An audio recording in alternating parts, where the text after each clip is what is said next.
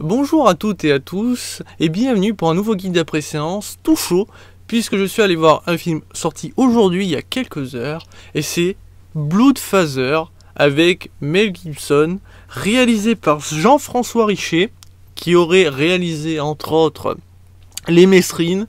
Je ne sais pas si c'est de bons films, donc je ne savais pas du tout si ce réalisateur serait à la hauteur. Et finalement, c'est un petit mais très bon divertissement, parce que pourquoi petit? Il ne dure qu'1h28, et sachant qu'en moyenne, à l'heure actuelle, la plupart des films durent 1h40, 2h, si ce n'est plus. Bon, il n'y avait pas foule à ma salle de cinéma, on n'était que 4. Pourtant, on était dans une grande salle. Donc, est-ce que c'est parce que, bon, il fait chaud, les gens, voilà, c'est la rentrée, donc ils veulent pas forcément aller au cinéma, c'est pas impossible. Est-ce que aussi c'est parce que c'est Mel Gibson et qu'il n'est pas forcément ultra reconnu aujourd'hui, hein, il n'a pas fait non plus des milliards de films dernièrement, ou est-ce que c'est pas dû aux films d'action qui sortent à côté avec entre autres Jason Statham, et Jason Statham aujourd'hui est bien plus présent sur la sur des films que Mel Gibson, surtout que le dernier film de Mel Gibson c'est Expendables 3. Et quand tu vois ce qu'est ce navet, tu peux pas dire que ça donne pas forcément envie d'aller revoir Mel Gibson. Et c'est pas de la faute de Gibson, parce que il jouait quand même normalement un grand méchant, et les mecs ils ont fait un méchant mais ridicule. Même Van Damme dans Expendables 2 avait un meilleur méchant, je trouve. Et pourtant Gibson, il s'était pas mal musclé pour avoir un sacré physique et tout. Et mais je trouve qu'ils l'ont piétiné, alors que c'est Gibson quand même. Alors oui, il a eu pas mal de déboires, comme pas mal d'acteurs américains.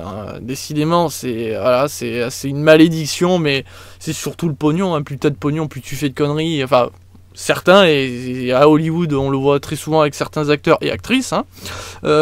Donc ça me fait chier pour lui. En plus de ça, ceux qui ont mon âge, ils l'ont connu surtout avec L'Arme Fatale, 1, 2 et 3, parce qu'ils passent souvent ces films sur la TNT, alors qu'il y a pas mal d'autres films qui passent très rarement à la TNT, dont le premier Mad Max, et je pense que ça serait cool il passe à la TNT pour que les jeunes découvrent un Gibson, je sais pas si c'était au sommet de son art, mais voilà, donc pour le découvrir aussi, parce que c'est vrai que Gibson, c'est quand même un très gros acteur. Aujourd'hui, il a quand même la soixantaine, et quand tu le vois dans ce film, putain, t'aimerais, à 60 ans, avoir son physique, avoir sa carrure. Bon, c'est vrai que la barbe aide aussi. C'est vrai que moi, quand j'ai vu la barbe, dans la bande-annonce, j'avais une demi-molle. Je cache pas que j'avais même... Non, j'étais tout dur. J'étais tout dur, faut être honnête. J'étais comme ça. J'ai dit Gibson, je veux aller voir ton film de suite. Et c'est pour ça que je suis allé de suite voir le film, alors que je savais que j'allais pas kiffer le scénario. Voilà. En plus, Gibson derrière, il est pas qu'acteur, mais il est aussi réalisateur. Il a réalisé Apocalypto, La Passion du Christ. Je sais pas ce que ça vaut, mais rien que les titres, ça me donne pas envie. Et il réalisera en 2016 Hacksaw Ridge. Je crois que c'est sur la première et seconde guerre mondiale, ou en tout cas c'est pendant une guerre en tout cas. Donc voilà, je ne sais pas s'il est bon réalisateur, mais je sais que c'est un bon acteur. Donc c'est cool de le voir en tête d'affiche, même si derrière il y a quand même de très jolis acteurs. Donc Mel Gibson, il va jouer John Link. Erin Moriarty va jouer Lydia, qui est sa fille. Qui alors dans le film ressemble énormément à Selena Gomez. Je crois que c'est Selena, hein, ou Serena, je ne sais plus, enfin bref, vous savez, la Gomez. Elle lui ressemble mais énorme. J'ai cru à des moments que c'était elle, mais non, c'est Erin. Très bonne actrice, que ça soit en jeu d'acteur, je l'ai trouvé pas mal. Moi, elle m'a donné quelques petits poils, mais aussi physiquement elle est très mignonne. Nous avons Diego Luna qui joue Jonah. Nous avons Michael Parks qui joue le Preacher, Monsieur Preacher. Il y a William H. Macy qui joue Kirby. Et ça fait plaisir. Ça m'a fait plaisir de le retrouver. Et on a Thomas Mann qui joue un petit rôle. Bon, après, il y a d'autres acteurs, mais peut-être que ceux-là vous parleront certainement plus. Et donc, vraiment, voilà, il y a une belle affiche. Il y a de beaux acteurs. Il y avait tout pour faire un bon film, sauf qu'il y ait un scénario de merde. Alors pas un scénario de merde dans le sens ah c'est de la grosse merde, non non, un scénario de merde parce qu'il est vu et revu et qui au bout d'un moment tellement c'est vu, ça devient tellement prévisible bah, que tu te gâches. En fait au moment où tu vois le début du film tu te dis il va se passer ça, ça et ça, donc à la fin ça sera comme ça et à 90% voire 99% vous aurez raison. Mais je vais pas vous spoil hein, pour autant, c'est pas pour autant que voilà, mais c'est très prévisible. C'est dommage, ça veut pas dire quand même qu'on boude de son plaisir, qu'on passe pas un bon moment. Mais quand même, d'ailleurs j'en avais discuté avec un pote et il me l'avait dit lui aussi, il trouvait que, encore une fois, ça va être encore un film où un mec, un père, bref, un mec va arriver à protéger quelqu'un d'une menace quand même assez élevée. Donc là on parle de gang. Un peu comme la mafia, enfin tout ce que vous voyez à la télé, hein, les gangs, oui, bien sévères, et il va arriver à protéger, quoi qu'il arrive, sa fille. Alors après, je vous dis pas si à la fin il y arrive, mais au début il y arrive, puisque sinon il n'y a pas de début, hein. Non, ça sert à rien. Hein. Mais voilà, donc c'est un scénario qui de base n'est pas du tout cohérent. Alors oui, c'est un film, c'est un divertissement, mais bon, quand même, je veux dire, c'est un mec lambda. Surtout qu'en plus, moi, au début, je croyais que c'était... ce serait peut-être un ex-militaire, vous savez, comme tous ces scénarios, un ex-militaire, un ex-agent de la CIA. Non, c'est juste un... Je vous résume ce que vous voyez dans la bande-annonce, je vous rassure. C'est juste un ivrogne qui a perdu tout, que ce soit sa famille, ses amis, qui a fini en prison, et au point qu'il était tellement devenu alcoolique qui fait maintenant partie des alcooliques anonymes et qui s'est réfugié dans un désert, clairement dans un désert, pour finir tatoueur et aussi d'essayer de ne plus boire. Et à ce moment-là, forcément, donc il avait perdu tout contact avec tout le monde, mais sa fille, qui était portée disparue, sans vous dire pourquoi, ressurgit comme ça, en disant « Papa, j'ai besoin de fric, aide-moi ». Forcément, bon père qu'il est, hein, lui il a dit oui, direct. Bon, ça aurait été moi, j'aurais dit « Bah écoute, ça fait quoi ? Ça fait des années, démerde-toi ». Je plaisante, mais voilà. Et à ce moment-là, va se passer tout le reste. Et voilà, tu te dis quand même que ce mec, c'est un mec lambda, je veux dire, bon, voilà, c'est un ivrogne, il a un passé, il a fini en prison, c'est pas pour autant qu'en prison, il est devenu surhumain, quoi. Et pourtant, ce mec, il arrive à survivre quand même, à aider, à protéger sa fille, pendant des minutes, quoi. Et c'est ça qui me rend fou, parce que ils affrontent un gang, enfin, on va arrondir ça à un gang.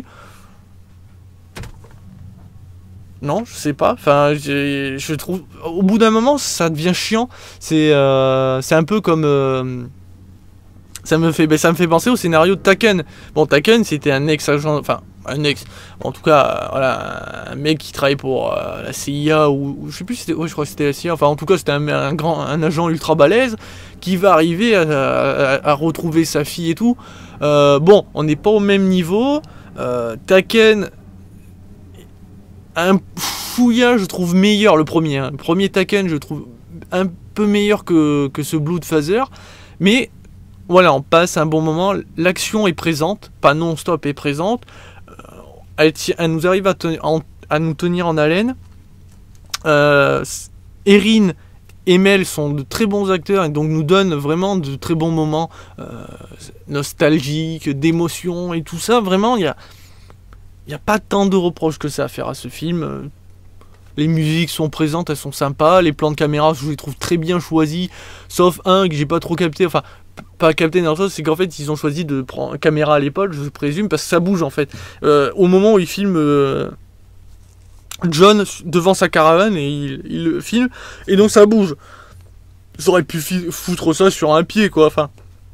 Moi j'étais genre là, en plus ça bouge un petit peu beaucoup quand même, mais sinon dans l'ensemble c'est très bien filmé, l'action est réaliste, dans le sens, ce que vous voyez ça peut être réaliste, mais c'est je trouve un peu trop gros par moment. Voilà, il n'y a pas grand chose à dire, bon, en même temps 1h28, il n'y a pas grand chose à dire, c'est peut-être pas le meilleur film de Mel Gibson, Et je trouve que c'est un film qui le remet un petit peu à haut niveau après un Expendables 3. Je sais pas s'il a fait autre chose derrière. Mais moi je trouve que ça le remet un petit peu à niveau. Et surtout, Gibson, avec la barbe. Juste pour ça, vous devez aller voir le film. Parce que putain, qu'est-ce qu'il est badass. Oh mon dieu, c'est... Bon, après le film il est pas comique. Hein, des fois on peut rire. Mais moi il y a un moment, ça arrive très rapidement au début du film. J'ai pété de rire pour un truc à la con. Ça m'a fait penser à je sais pas si vous l'avez vu. Total War... Non, c'est pas...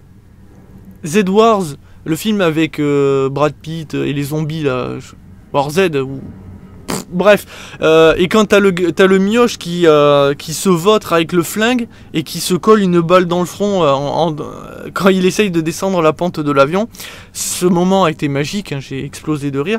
Ben il y a des scènes comme ça par moment, je les trouve assez comiques dans ce film. Donc il y a des passages humoristiques. Non, vraiment ce film, c'est un mélange d'1h28 de très bons moments. Voilà, c'est pas un chef-d'œuvre en tout cas. C'est à cause du scénario. Je pense qu'il y aurait eu un meilleur scénario, on aurait pu faire encore un meilleur film et ça aurait été encore mieux. Donc on va lui donner une petite note, 3 étoiles sur 5. Voilà, pour tout ce que j'ai dit. Mais je vous invite à aller le voir sans vous attendre au gros film d'action, parce que c'est pas le cas. Mais il y a de l'action, mais il faut pas vous attendre à ça, et à retrouver peut-être un Gibson comme on l'a perdu un petit peu d'une certaine manière. Parce que c'est vrai que quand tu le vois par moment, par rapport à son jeu d'acteur, par rapport à sa carrure, par rapport à sa façon de jouer, ça m'a fait penser par moment à L'Arme Fatale, où il y avait des scènes pas similaires, mais quand tu le vois jouer, t'as un copier-coller, ce qui est normal, c'est le même acteur, mais vous voyez ce que je veux dire. Donc ça m'a fait plaisir, ça m'a vraiment réveillé un petit peu de nostalgie par rapport à cet acteur, un petit peu, j'ai envie de dire, un peu oublié, un petit peu perdu. Je lui souhaite en tout cas de très bonnes choses, mais ce film, voilà, je vous invite à aller le voir. Allez, je vous dis à très vite. À très bientôt pour un nouveau guide d'après séance. Allez, tchuss les gars.